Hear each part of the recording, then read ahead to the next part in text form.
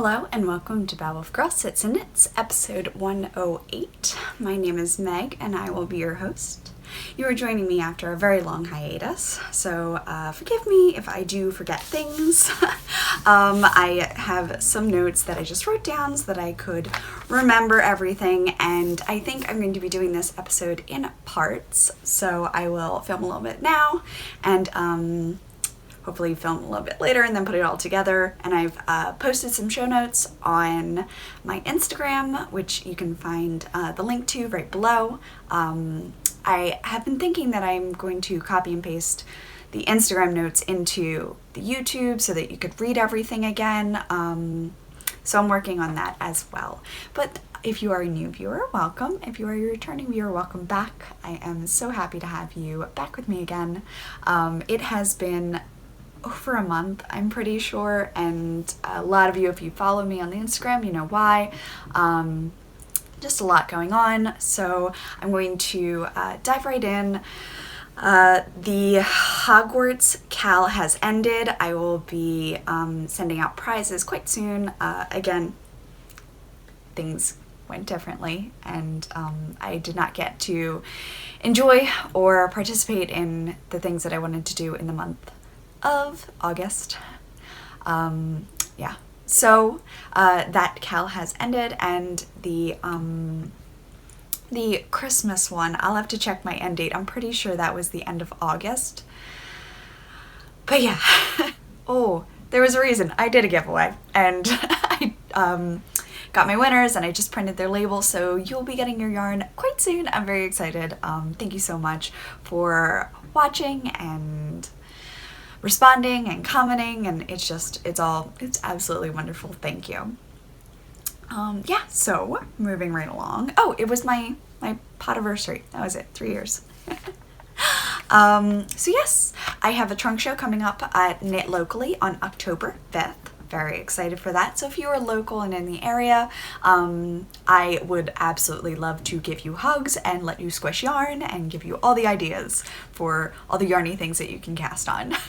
Other than that, I have a ton of Mr. Postman, but I'm going to put that into a separate video, I think. I do. I have an absolute boatload of things to do. So for this one, I'm just going to work on whips. No, I'm going to work on FOs and maybe whips if I can get them done. And then I will move on to spinning and words, Mr. Postman, wish knits, and spinning and life stuff in the part 2. So moving right along. Let's get into finished objects. The first thing is the blue elephant in the room. I am wearing my colorway Black Lake. I used three skeins, but I barely broke into the third skein, and I actually had leftover, so to speak, of the first 2 skeins, which might have been enough to do the sleeves. So I might not have needed to break into the third skein is what I'm saying. I used the matte base, 463 yards. It's a 75-25. It's very soft, which is what I do love about it. It does get a little bit pilly if you're constantly rubbing, blankets and stuff like that on it, but I just absolutely love how soft this base is. So I did just place an order, and there should be more coming in soon. So I have knit my high tide, but I did it with ribbing at the bottom. Yeah, there you go. So you can see the ribbing. The ribbing is at the bottom, and I did a split hem. So it has a little bit of ease there. And if I just jump up for a sec, yeah. So you can see there's a little bit of pooling and flashing in the middle. That's what you get for not alternating skeins. I knew it. Oh well. It's very cozy. It looks a lot like my Simply Cozy because I did not do the lace work. I did the 2x2 ribbing, but the proportions are a little different. There's actually increases on the high tide where there is not increases on Simply Cozy, if you're wondering. If you're looking for more of like a boxy shape, that's the Simply Cozy. If you're looking for an A-line, that's the high tide.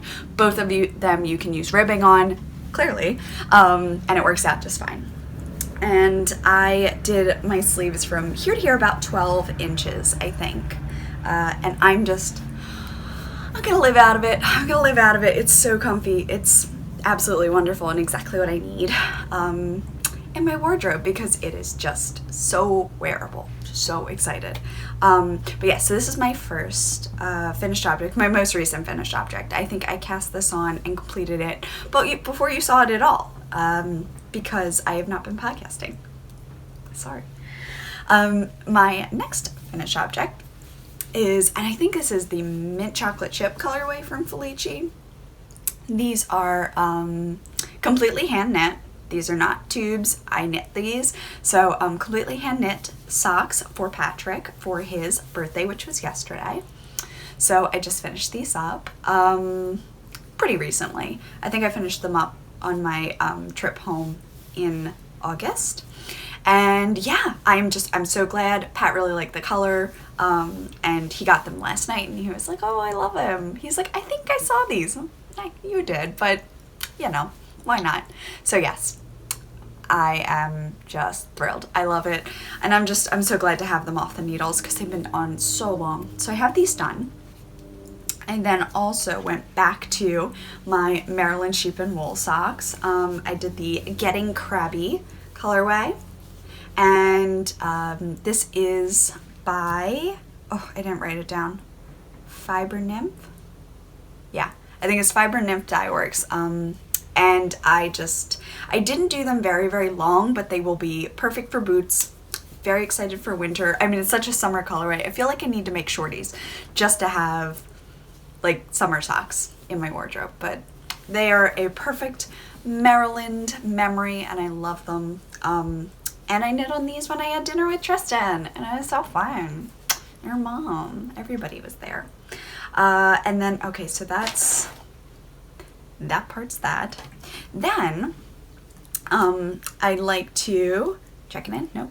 I'd like to introduce a new colorway. So this is Smog, and this is the kind of first version. I have written up a glove pattern so you can see the texture there on the back. Trying to see the texture. I think you can. So it's a glove with gusset, which is different than my other glove patterns that did not have a gusset. So I mean, it looks a little tacky with my watch, but not too bad. So really cozy, really nice. I used not a ton of my Smog colorway. I want to say under 80 grams of the skein. So I am going to knit some socks with it, and I think I'm going to use the sock pattern that will also be included with the Smog colorway. So there's a sock pattern and a glove pattern that are going to be together. And then Simply Serving will be providing a baby Smog charm. So I'm so excited for that. And then I also will be dyeing up the Smog yarn. So the pattern is called Beneath the Mountain. And it's just, I think you can see it. But more than that, I wish you could feel it. The pearl ridges on this are just like so soothing for your hands. I can't even tell you why. They just are. They're so, I would sit there and just feel it. Just, oh, the texture is so nice. These have not been officially blocked. I don't think I washed these at all. I've just been wearing them a little bit, and I was like working through like the gloves and gussets and everything, and I'm just really, really happy with it. So this colorway is going to be added to the shop. The pattern is going to be added in. I've also started my website, so that is babblefgirlstudios.weebly.com. And on that website, you're able to access my patterns, and you're also able to access your Ravelry patterns there. So should I say you're able to buy the pattern through Ravelry, like the Ravelry link is there, as well as the link to patterns, so you can buy patterns. That was all very untoward. Anyway, that's a thing now. In July, I had a collaboration with my friend Lindsay, and she made these gorgeous dragon progress keepers, and I cannot believe myself. I don't think I have any up here with me. So sorry, Lindsay. I will try.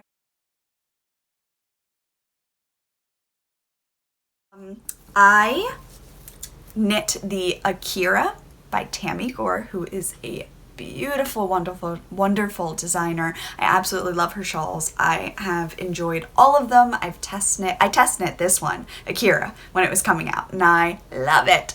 So the white is Light Fury, the dark is Night Fury. So Light Fury, Night Fury, yes, there it is. And I'm just gonna pull through a little bit, and it's a perfect neutral, so to speak, because black and white is always right. Yeah, and it's a huge shawl. I'm like, can you see? I think you can. I can't see. It's a huge shawl, and I love big shawls, and I cannot lie. It's true, I do. So I'm gonna tuck that in back there, and that's pretty much how I will wear it. It will be like that, and I love the Akira for all of its like versatility and its cuteness and its swoosh, and just when you put a coat on you can just squidge it up. I love it. I love it so much. But yes, so this one finally in FO, so excited about that. And then before my time runs out, I have finished the Halloween heart. So it has sleeves. Huzzah! It has little sleeves.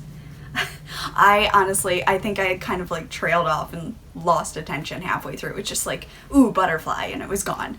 But yeah, so is my Halloween heart. This pattern is now released, as well as several charts. There's some Oogie Boogie, Jack Skellingtons, there's pumpkins, graveyards, there's ghosts, there's dark marks, there's candy corn, there's so much. So if you are a Halloween lover at heart, then please go over and check that out. All of the charts work with my mini Hogwarts of History.